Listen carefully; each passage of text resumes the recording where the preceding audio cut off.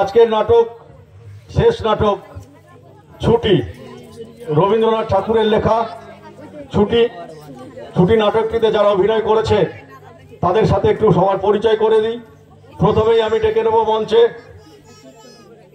ফটিক, সুপ্রিয়। ফটিকের অভিনয় করছে, এই বইয়ে তো মুখ্য চরিত্রে অভিনয় করছে সুপ্রিয়। দ্বিতীয় হচ্ছে মাখন, সানি, ফটিকের ভাই।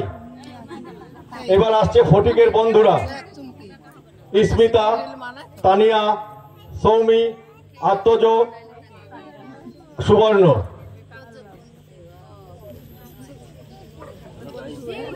এই হচ্ছে আমাদের প্রথম পর্যায়ের অভিনেতা। এই বই আরো অভিনেতারা রয়েছে, তাদেরকেও ডেকে নেব। এদের সাথে পরিচয়টা হয়ে গেছে, সবাইকে নমস্কার করে আশীর্বাদ নিয়ে নাও, নিয়ে তোমরা যাও, তারপরে বাকিদের ডাকছি।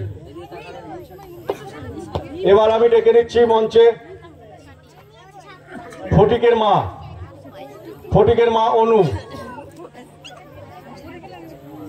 বাঘাবাগতি, বারিদ, ফটিকের মামা বিশ্বম্বর বাবু, ফটিকের মামি স্নিগ্ধা, ফটিকের মামা তো ভাই মৌলি ও মল্লার। দুজন বিশিষ্ট সমাজসেবীও আছে এই অভিনয়ে, রাহুল আর হচ্ছে স্বস্তিক। স্বস্তিক ড্রেস চেঞ্জ হয়নি এখনো। রাহুল আর স্বস্তিক, আপনারা প্রত্যেকেই এদের আশীর্বাদ করবেন। আপনাদের আশীর্বাদ ও ভালোবাসায় এদের অভিনয় আরো অনেক সুন্দর হবে, এই আশা রেখেই আমরা প্রত্যেকে আমরা এর পরবর্তী অনুষ্ঠান নাটকটি আমরা শুরু করব, ছুটি নাটকটি শুরু করব। প্রত্যেককে আমি গ্রিন রুমের ভেতরে যাওয়ার জন্য অনুরোধ করছি। অনেকটা সময় অতিবাহিত, কিন্তু খেলার জন্য কোনো নতুন চিন্তা বা উপকরণ যেন মাথায় আসছে। বালক সর্দার ফটিক, তুমি কি বলো, কি খেলবো আজকে আমরা? আমার মাথায় একটি নতুন পরিকল্পনা এসেছে। নতুন পরিকল্পনা, নতুন খেলা, কি বলো বলো? আজকে একটি আমরা নতুন খেলা খেলবো। ওই যে সামনে একটি কাঠের গুড়ি দেখতে পাচ্ছ, চলো ওটাকেই আজ আমরা গড়িয়ে নিই। তাহলে তো যে ব্যক্তির কাঠ প্রয়োজন তার অসুবিধা বোধ হবে। আরে তার সে অসুবিধাটা দেখেই তো আমরা আনন্দ বোধ করব। তাহলে তাই হোক, তাই হোক।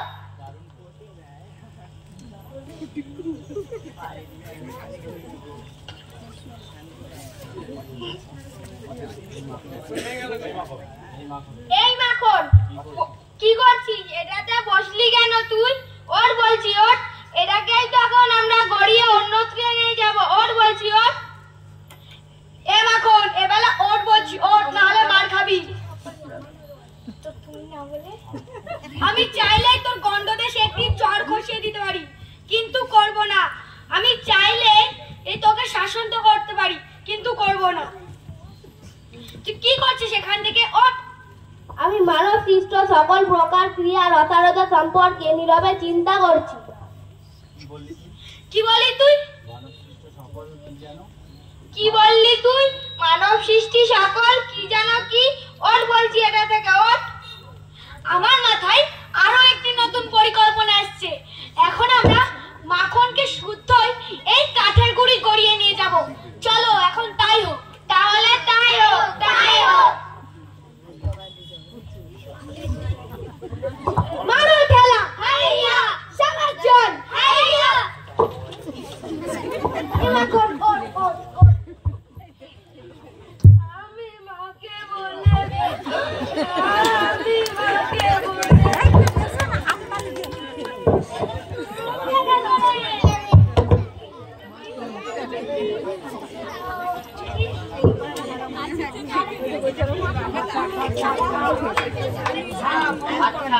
এই যে তোমরা চক্রবর্তীদের বাড়ি কোথায় বলতে পারো? ওই যে হোতা কোথা কোথা জানি নে। কি দুষ্টু ছেলে রে বাবা। না, এদের সাথে আর সময় নষ্ট করে লাভ নেই, আমি বরং আগিয়ে গিয়ে একটু জিজ্ঞাসা করি। ফটিকদা, ও ফটিকদা, মা তোমাকে ডাকছে। যাবো না। যাবে না? তোমাকে কিভাবে নিয়ে যেতে হয় সেটা আমার ভালো করে জানা আছে।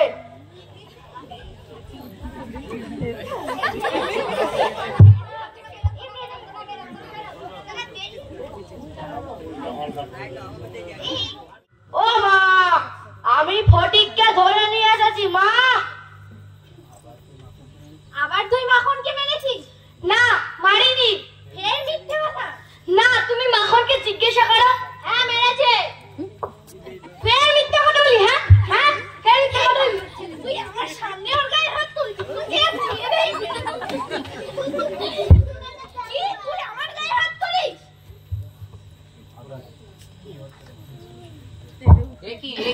কি হচ্ছে তোমাদের?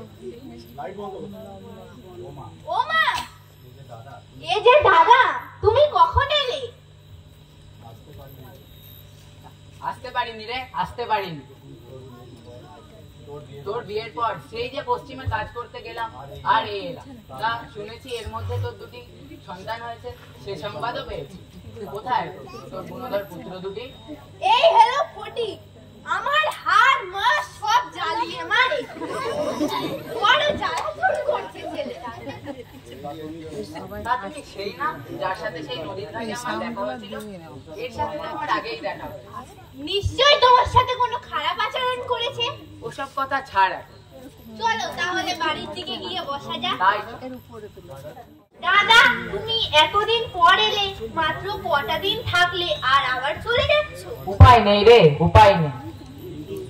কিন্তু এই ফটিক বাদর যে আমাদের জ্বালিয়ে মারে, তুমি এ কটা দিন ছিলে তাই এই বালকটি বিশিষ্ট বালকের মতো আচরণ করেছে। কিন্তু তুমি চলে গেলে এর আবার লেজ গজাবে, বাদর হয়ে গাছে চড়বে। তা এক কাজ করা যায়, ফটিককে বরং আমি আমার সাথে কলকাতায় নিয়ে যাই, সেখানেই থেকে পড়াশোনা করবে, উপযুক্ত শিক্ষা দেওয়ার চেষ্টা করবে। সে ভালো দাদা, তাহলে ছেলেটা মানুষও হবে। ফটিক, এ ফটিক, এদিকে একবার আয় তো বাবা। কি বলছো মামা? আমার সাথে কলকাতায় যাবে? কলকাতা? আমি কলকাতায় যাব। আমি কলকাতায় যাব। কখন যাবে বলো মামা? এক্ষুনি চলো, এক্ষুনি চলো। সেই ভালো, এখানে তুই চল আমার সাথে, এখানে থেকে মাকে অতিষ্ঠ করে মার। কবে যাবো বলো মামা, কবে যাবো? এক্ষুনি চলো, এক্ষুনি। যাওয়ার আগে অবশ্যই আমার খেলনাগুলো।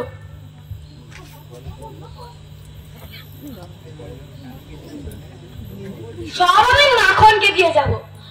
মাখন, এ মাখন, এখানে আয়। আমি যাওয়ার আগে আমার সমস্ত খেলনা জিনিস, ফুটবল আর লাটাই তোর হাতে তুলে দিয়ে গেলাম। ভালো করে রাখিস কিন্তু। আয় ফটিক, আয়। কি গো, শুনছো? এই দেখো কাকে সাথে করে এনেছি। বলিয়ে কে? আমার ভাগ্নে ফটিক। ফটিক, তুমি বরং পাশের ঘরে একটু জিরিয়ে নাও। ঠিক আছে মামা, ঠিক আছে। বলি একে এখন থেকে এখানেই থাকবে? হ্যাঁ, সেই রকমই তো ভেবেছি। তোমার কোনো বুদ্ধি নেই? একটা অপরিচিত একটা অশিক্ষিত ছেলে এখন এখানেই থাকবে।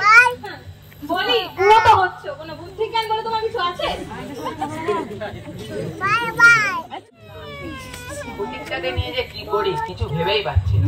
আমি আগেই বলেছিলাম ওকে ওকে কিচ্ছু করাটা উচিত না তোমার। আমি আগেই বলেছিলাম, তুমি তো কিছুই শুনলে না। বাবা, আমরা কোনোদিন ফটিককে নিয়ে স্কুলে যাব না। কেন রে, কি হলো আবার? ও একদিনও পড়া পায় না, মাস্টার মশাইয়ের কাছে প্রতিদিন মার খায়। সকলে ওকে কেউ ভূত বলে।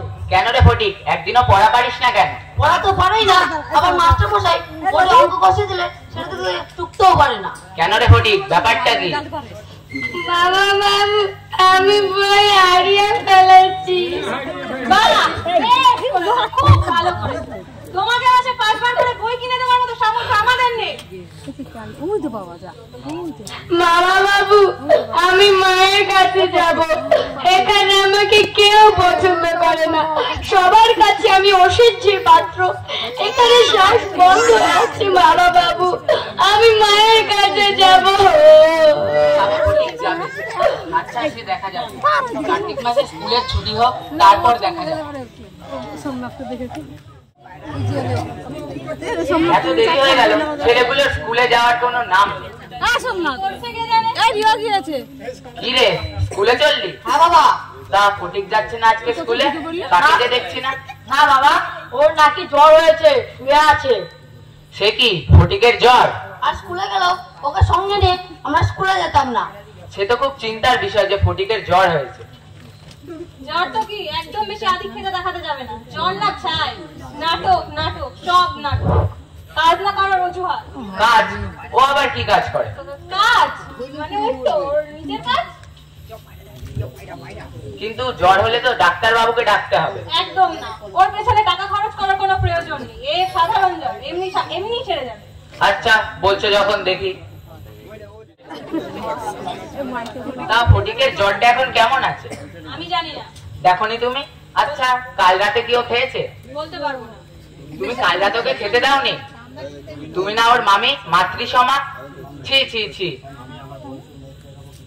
আমি আমার বোনকে মুখ দেখাবো কি করে? এই তোমাদের জন্যে। বাবা বাবা, ফটিককে খুঁজে পাওয়া যাচ্ছে না। আমরা অনেক খুঁজলাম, বাড়ির সব জায়গায় খুঁজলাম, কিন্তু কোথাও পাওয়া যাচ্ছে না। বাড়ির আশেপাশেও খুঁজে দেখেছি। সে কি, ফটিককে খুঁজে পাওয়া যাচ্ছে না? ছেলেটার জ্বর।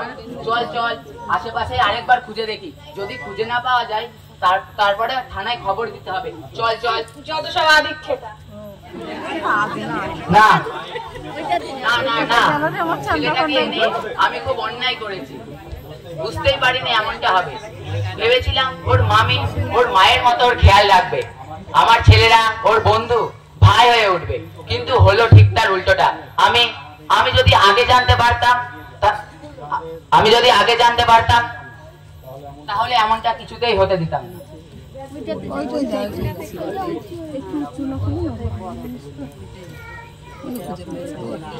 আপনার কি হয়? আমার ভাগ্নে ফটিক। ফটিক, কি হয়েছে তোর? একে একটু এখানটা শুইয়ে দিন দেখি।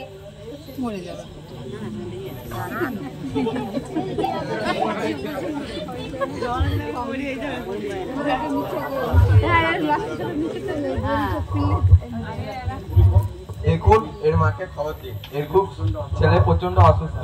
আমরা ডাক্তার দেখেছি, কিন্তু ডাক্তারবাবু স্বাস্থ্য বিষয়ে যথেষ্ট চিন্তিত। তাই তাড়াতাড়ি এর মাকে খবর দিন। মা মা মামা বাবু, আমার স্কুল ছুটি হয়ে গেছে, আমি আমার মায়ের কাছে যেতে চাই। মামা। হ্যাঁ ফটিক, তুমি মায়ের কাছে যাবে। তুমি দাঁড়াও, একটু বিশ্রাম করো। আমি তোমার মাকে এক্ষুনি ডেকে নিয়ে আসছি। মা মা, আমাকে মারিস না মা, সত্যি বলছি, আমি কোনো দোষ করিনি মা। আমি সমুদ্র যাত্রা করছি মা, ওই যে স্টিমারের কালা শিরা, রশি ফেলে সুর ফেলে সবাই জল মাপছে, কিন্তু আমি যতই রশি ফেলি আমি জলের তল খুঁজে পাচ্ছি না মা। আমার ছুটি হয়েছে মা, আমি বাড়ি। ফটিক সোনা, মানিক আমার, আমি আসছি বাবা, আমি আসছি। মা